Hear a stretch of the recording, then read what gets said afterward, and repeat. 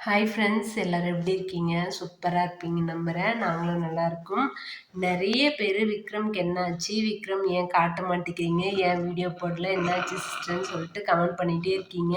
நடுவுல நான் ஒரு நாள் இந்த மாரி ஒழுங்கா ரெஸ்ட் இல்ல, அதனால வீடியோ போடலன்னு ஒரு ஷார்ட்ஸ் போட்டிருந்தேன். அதுலயும் நெறைய பேர் கமெண்ட் பண்ணியிருந்தீங்க. நீங்க வீடியோ போடலனா கூட பரவால்ல. நீங்க ரெஸ்ட் எடுங்க, ஹெல்த்த பார்த்துக்கோங்க அப்படிங்கிற மாரி. பாருங்க இவ்வளோ நேரம் முட்டையா முழிச்சிட்டு இருந்தாரு. வீடியோ எடுக்கலாம் பேசி, சரி ரொம்ப நாளா கேட்டுட்டு இருக்கீங்களே, தூங்காம உட்காந்துட்டு இருக்காரு சாரு. 11:00 மேல ஆகுது டைமு. சரி உங்ககிட்ட பேசி சொல்லலாம் அப்படின்னு வீடியோ எடுக்க ஸ்டார்ட் பண்ணேன். அப்படியே தூங்குற மாரி ஆக்ஷன் காமிச்சாரு. அப்படியே முழிச்சிட்டாரு பாருங்க. இவரு வந்து ஏன் வீடியோ போடல அப்படின்னா, ஒரு ஃபாஸ்ட் 2, 3 மந்த்ஸா நான் சுத்தமா வீடியோஸ் ஒழுங்கா போடல.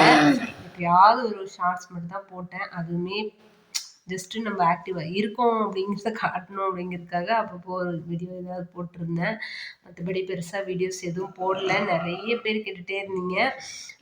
ஏன் போடலன்னா, விக்ரம்க்கு வந்து கொஞ்சம் ஹெல்த் இஷ்யூஸ் வந்துட்டே இருக்கு. அதோட எனக்கும் கொஞ்சம் நெறைய ஹெல்த் இஷ்யூஸ் வருது. மெயினா வந்து ஒரு ஒரு லாஸ்ட் 6 மந்த்தாவே வந்து எனக்கு தலை சுத்திட்டே இருக்கு. கீழ குனிஞ்சு நிமிர்ந்தா தலை சுத்தும்ல, அது ஓகே. பட் அந்த மாரி சுத்துனா கூட பரவால்ல. எனக்கு எப்படின்னா, ஃபுல் டே வந்து தல அப்படியே கேரா சுத்திட்டே இருக்கு. வாரத்துல ஒரு 3 நாள், 4 நாள் அந்த மாதிரி இருக்கு. ஒரு 2 நாள் நல்லா இருக்கு. இந்த மாதிரி வந்து தல சுத்தல் வந்து அதிகமா இருக்கு. மெயினா அது ஒரு ரீசன். அப்புறம் ரெஸ்ட்டே இல்ல. ப்ராப்பரா ரெஸ்ட்டே இல்ல. தம்பிக்கு வந்து ஸ்டொமக் ப்ராப்ளம் வந்து இப்ப ஹெவி ஆயிட்டே இருக்கு. இருக்க இருக்க அதிகமாயிட்டே தான் இருக்கு. மெடிசின் குடுத்துட்டு தான் இருக்கோம். குடுக்குறப்ப கொஞ்சம் நல்லா இருக்கிற மாரி இருக்கு. ஒரு நாள் நல்லா இருக்கான். அடுத்த நாள் திரும்பவும் ப்ளோட்டிங் ப்ராப்ளம் ஸ்டார்ட் ஆயிடுது. அப்புறம் லூஸ் மோஷன் ஆகுது. இதுக்கு நடுவுல வந்து எங்க அத்தைக்கு வந்து நீ ரீப்ளேஸ்மென்ட் சர்ஜரி பண்ணியிருக்கோம். அ மூட்டு மாற்று அறுவை சிகிச்சைன்னு சொல்லுவாங்க இல்லையா? கால் முட்டு வந்து அந்த ஜவ்வு வந்து ஃபுல்லா தேஞ்சிடுச்சுன்னா, அந்த எலும்பு தேய்மானம் அடைய ஆரம்பிக்கும்ல. அந்த வலியில வந்து அவங்க கிட்டத்தட்ட ஒரு 4, 5 இயர்ஸா வந்து அந்த வலியில ரொம்ப கஷ்டப்பட்டுட்டு இருந்தாங்க. ஒரு 3, 4 இயர்ஸ்க்கு முன்னாடியே அவங்களுக்கு சர்ஜரி பண்ணணும்னு சொல்லி டாக்டர் சொன்னாங்க. பட் சர்ஜரி பண்றதுக்கு கொஞ்சம் பயந்துகிட்டே ரொம்ப நாள் தள்ளி போயிடுச்சு. இப்போ ஒரு வழியா ரொம்ப சிவியர் பெயின் வந்ததுனால, வேற வழி இல்லன்னு சொல்லிட்டு நாங்க பாண்டிச்சேரியிலயே எங்களுக்கு தெரிஞ்ச டாக்டர்கிட்டயே வந்து அவரோட ஹாஸ்பிட்டல்லயே வந்து நீ ரீப்ளேஸ்மென்ட் சர்ஜரி பண்ணிட்டோம். எங்க வீட்டுக்கு பக்கத்துல தான் கொஞ்சம் தூரம். சர்ஜரி பண்ணிட்டு, அதுக்கப்புறம் வீட்ல வச்சு ஒரு 2 மந்த்ஸா வந்து அங்க தான் வச்சிருந்தோம். டெய்லியும் வந்து பிசியோதெரபிஸ்ட் வீட்டுக்கே வந்து எக்சர்சைஸ் பண்றதுக்காக. ஏன்னா கால் சர்ஜரி பண்ணதுக்கப்புறம் ஒரு 20 டேஸ் கிட்ட தையல் பிரிக்கிற வரைக்கும் அந்த கால அப்படியே வச்சிருப்பாங்க. தையல் பிரிச்சதுக்கப்புறம் தான் கொஞ்சம் கொஞ்சமா எக்சர்சைஸ் பண்ணி கால வந்து நல்லா மடக்கி, பழையபடி வர அளவுக்கு கொண்டு வரணும் இல்லையா? அதில இப்போ ஓரளவு ஒரு 85% வந்துருச்சு. இன்னும் ஒரு 15% இருக்கு. பட் ஊருக்கு ஒரு 2 மந்த்ஸ் ஆயிடுச்சு இல்லையா? அதனால நான் ஊருக்கு வரேன் அப்படின்னு சொல்லி இங்க வந்துட்டாங்க. இங்க ஏதாவது பிசியோதெரபிஸ்ட் வந்தா ஒரு வாரத்துல 3 நாள் மட்டுமாச்சும் வந்து ரெகுலரா பண்ணிட்டு போலாம் அப்படிங்கிற மாரி. அது இல்லாம இந்த ஆடி 18க்கு வந்து இவங்க பெரியப்பா காவடி எடுக்குறாரு. சரி அதுவும் பார்த்துட்டு போலான்னு சொல்லிட்டு இப்போ ஊருக்கு வந்திருக்கோம். எனக்கு சுத்தமா அங்க இருந்தா டைமே கிடைக்காது. ஓடிட்டே இருக்கிறது, சமையல் செய்றது, இது இது பார்த்துக்கிறது, தம்பி பார்த்துக்கணும், அத்தைய பார்த்துக்கணும், பாப்பா பார்த்துக்கணும் அப்படின்னு இருந்தது. எனக்கு கொஞ்சம் உடம்பு முடியல. தைராய்டு கொஞ்சம் இருக்குன்னு சொல்லிட்டு டாக்டர் இப்போ ரீசென்ட்டா லாஸ்ட் வீக் போய் செக் பண்ணோம். தைராய்டு வந்து அந்த பார்டர்ல இருக்கு. அதனால வந்து 12.5 எம்ஜி டேப்லெட் வந்து ஒரு 3 மந்த்ஸ் எடுத்துக்கோங்கன்னு சொல்லி குடுத்துருக்காங்க. அதுக்கப்புறம் திரும்ப டெஸ்ட் பண்ணி பார்க்கலாம் அப்படின்னு சொல்லிட்டு. அது இல்லாம ஹீமோகுளோபினும் கம்மியா இருக்கு. தல சுத்துறதுக்கு என்ன ரீசனா இருக்கும்னு சொல்லிட்டு கொஞ்சம் ஹீமோகுளோபின், சுகர் எல்லாம் செக் பண்ணோம். சுகர்லாம் நார்மலா தான் இருக்கு. பட் ஹீமோகுளோபின் வந்து கொஞ்சம் கம்மியா இருக்கு. அதுக்கும் சிரப் எடுத்துக்க சொல்லியிருக்காங்க. பட் அதுக்கு முன்னாடி இந்த தல சுத்தல் கொஞ்சம் குறையணும் அப்படிங்கிறதுனால, அசிடிக் டேப்லெட் சாப்பிடுறதுக்கு முன்னாடி போடுவோம் இல்லையா? அது போட சொல்லியிருக்காங்க. இந்த மாரி கொஞ்சம் மெடிசின்ஸ்லாம் எடுத்துட்டு, பல்லு வலி ஒரு பக்கம் உயிர் போது. பல்லு வலி வரப்ப அதுக்காக டேப்லெட், மெடிசின் எடுத்துக்கிறது. இந்த மாதிரி ரொம்ப ஒரு மாரி ப்ரெஷரா இருக்கு. ஓடிட்டே இருக்கேன். இதுக்கு நடுவுல என்னால வீடியோல சுத்தமா கான்சன்ட்ரேட் பண்ண முடியல. 2வது பாப்பா ரொம்ப, ரொம்ப, ரொம்ப அடம் பிடிக்க ஆரம்பிச்சுட்டாங்க இப்போ. ஃபோன் பார்த்தாலே ஃபோன குடு, ஃபோன குடு, ஃபோன் வச்சு குடுன்னு சொல்லி ரொம்ப அடம் பிடிக்கிறாங்களா, அதுவும் ஒரு ரீசன் ஃபோன் எடுக்கிறதுக்கே முடியறதில்ல. நான் எங்கேயாவது மறைச்சு வச்சுருவேன். அப்புறம் ஃபோன் கால் எதுனா வந்தா தான் எடுத்து பேசுறது, அந்த மாரி இருக்கு. இப்படியே இவங்களெல்லாம் சமாளிக்கிறதுக்குள்ளயே எனக்கு போதும் போதும்ன்னு ஆயிடுது. இதனால தான் என்னால வந்து ஒரு ப்ராப்பரா வீடியோஸ் வந்து எதுவுமே ஒரு இன்ஃபர்மேஷன் கூட குடுக்க முடியல. அட்லீஸ்ட் வாரத்துல ஒரு வீடியோவாச்சும் போடணும்னு நெனைப்பேன். பட் அதுக்கான டைமோ, இதுவோ இல்ல. இப்ப இங்க ஊர்ல இருக்க பாப்பாவ வந்து வரும்போதே அம்மா வீட்ல விட்டுட்டு வந்துட்டேன். ஏன்னா, நாங்க ஊருக்கு வர அன்னைக்கு நைட் வந்து ஃபுல் நைட் ஓவர் நைட் தூங்கல விக்ரம்.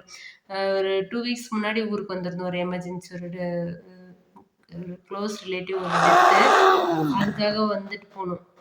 அந்த டெத் அன்னைக்கு வர்றதுக்கு அன்னைக்கு நைட்டு வந்து ஃபுல் நைட் தூங்காம விடிய விடிய முழிச்சிட்டு இருந்தான். நானும் தூங்க முடியல. நான் கண்ண மூடுனாலே கத்த ஆரம்பிச்சுடுறேன். நான் சரி மத்தவங்களாச்சும் தூங்கணும் இல்லையா? அதனால விடிய விடிய அவர் கூட உட்காந்து பார்த்துருந்து, அதுக்கப்புறம் விடிய காலைல எழுந்து ரெடியாகி எல்லா திங்ஸ் எல்லாம் பேக் பண்ணி கிளம்பிட்டு வந்தோம். அதே மாதிரி இந்த வீக் வரும்போதும் நைட்டு ஃபுல்லா தூங்கவே இல்ல. என்ன ஆகுதுன்னே ஒண்ணும் புரியல. எப்பவுமே ஊருக்கு போறேன்றதுனால தூங்குறானா, இல்ல அவன விட்டுட்டு நாங்க எங்கேயாவது கிளம்புறோம்னு நெனச்சு தூங்காம இருந்தானா, என்னன்னே தெரியல. 2 நாளும் தூங்காம இருந்தது எனக்கு ரொம்ப டயர்ட் ஆயிடுச்சு. அதனால வரும்போதே வந்து பாப்பாவ அம்மா கூப்பிட்டுக்கிட்டாங்க. "நீ போய் அவளும் இருந்தா உனக்கு ரெஸ்ட் எடுக்க டைம் கிடைக்காது. நீ கொஞ்சம் ரெஸ்ட் எடுத்துக்கோ." இங்க சாப்பாடு செய்ற வேலைலாம் இல்ல. ஏன்னா எங்க மாமாவே செஞ்சு குடுத்துருவாரு எங்க மாமனாரு. இங்க வந்து தம்பிக்கு தேவையானத மட்டும் தான் நான் ரெடி பண்ணோம். அப்புறம் வீடெல்லாம் கொஞ்சம் கிளீன் பண்ணி கோயிலுக்கு போறோம் இல்லையா? அதனால வீடெல்லாம் கொஞ்சம் சுத்தம் பண்ணி பெட்ஷீட்டு, பாயெல்லாம் அலசி போட்டு வைக்கணும். இந்த வேலை மட்டும் தான் இருந்துச்சு. அதனால கொஞ்சம் ஓகேவா இருக்கு. ஃபிசிக்கலா கொஞ்சம் கொஞ்சம் ரெஸ்ட் எடுத்துட்டு இருக்கேன். என்னன்னா நைட் தூங்க மாட்டேங்கிறான் எப்பயும் போல. இப்ப டைமு 11 மணி 11:30 ஆக போகுது. இன்னமும் தூங்கல. எனக்கு தெரிஞ்சு எப்படியும் ஒரு 12 மணிலேருந்து 2 மணிக்குள்ள அந்த டைம் ஆயிடும் தூங்குறதுக்கு. இல்ல மேபி இன்னைக்கு சிவராத்திரி வைக்கிறதுக்கு இருக்கிறானா என்னன்னு தெரியல. இப்ப தூங்குற மாரி ஆக்ஷன் பண்றான்ல, ஒரு மாரி கண்ணு சொருக்குற மாரி ஆனா தூங்கவே மாட்டான். இதே மாதிரி தான் ஃபுல் நைட் இருப்போம். ஃபோன் வச்சு காமிச்சாலும் கத்துவான். அவன தூக்கி மடியில வச்சுக்கிட்டாலும் கத்துவான். இன்னைக்கு என்னமோ தெரியல நான் உங்ககிட்ட பேசுறது கம்முன்னு பார்த்துட்டு இருக்கான். கத்தாம இதே ஃபோன் பேசணும்னா யார்கிட்ட ஃபோன் பேச ஆரம்பிச்சோன்னா கத்திட்டே இருப்பான். இன்னொன்னு 24 மணி நேரமும் நான் வேலை செஞ்சுட்டே இருக்கணும்னு நெனைக்கிறான். இப்ப அவன சேர்ல உட்கார வச்சுட்டு நான் ஏதாவது சீரியஸா வேலை செஞ்சுட்டு இருக்கேன் அப்படின்னா கம்முன்னு இருக்கான். ஆனா ஒரு ஃபோன் வந்தா ஃபோன் பேசக்கூடாது. ஒரு 5 நிமிஷம் முதுகு வலிக்குதுன்னு சொல்லி கீழ உட்கார்ந்தா கத்துறான், படுத்தா கத்துறான். சரி இவன தூக்கி வச்சுக்கிட்டு உட்காந்தவாச்சும் அமைதியா இருப்பானான்னு கேட்டா கிடையாது. அவன தூக்கி வச்சுக்கிட்டு உட்காந்தாலும் நம்மள புடிச்சு ஏறுறது, பிக்கிறது, கத்துறது அந்த மாரி தான் பண்றான். ரீசென்ட்டா இது வந்து கொஞ்சம் அதிகமாகுது. எதனாலன்னு தெரியல. ஆல்ரெடி மெடிசின்ஸ்லாம் கரெக்ட்டா ரெகுலரா குடுத்துட்டு தான் இருக்கோம். இருந்தாலும் இந்த மாரி ஆயிட்டே இருக்கு. திரும்ப ஒரு ரிவ்யூ போகணும் டாக்டர் கிட்ட. நாங்க ஏன்னா ஹோமியோபதி மெடிசின் எடுக்கிறனால, அலோபதி டாக்டர்ஸ் ரெகுலரான செக்கப்க்கு வந்து கொஞ்ச நாள் போகல. 4, 5 மந்த்ஸ் ஆயிடுச்சு.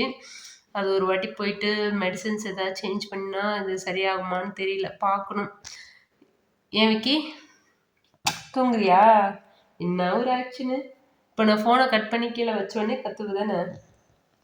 என்னன்னு தெரியல அதிசயமா நான் பேசுறதுக்கு விடுறான். இதே நான் ஏதாவது வீடியோ எடுத்து வச்சிருக்கேன், அதுக்கு வாய்ஸ் ஓவர் குடுக்குறேன் அப்டின்னா விடமாட்டான். நான் வாய்ஸ் ஓவர் குடுத்தா கத்திக்கிட்டே இருப்பான் ரொம்ப.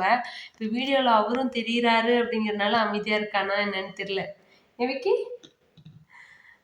சீக்கிரமா எல்லாமே நார்மல் ஆயிட்டு நான் சீக்கிரமா ரெகுலரா வீடியோ போட ட்ரை பண்றேன்.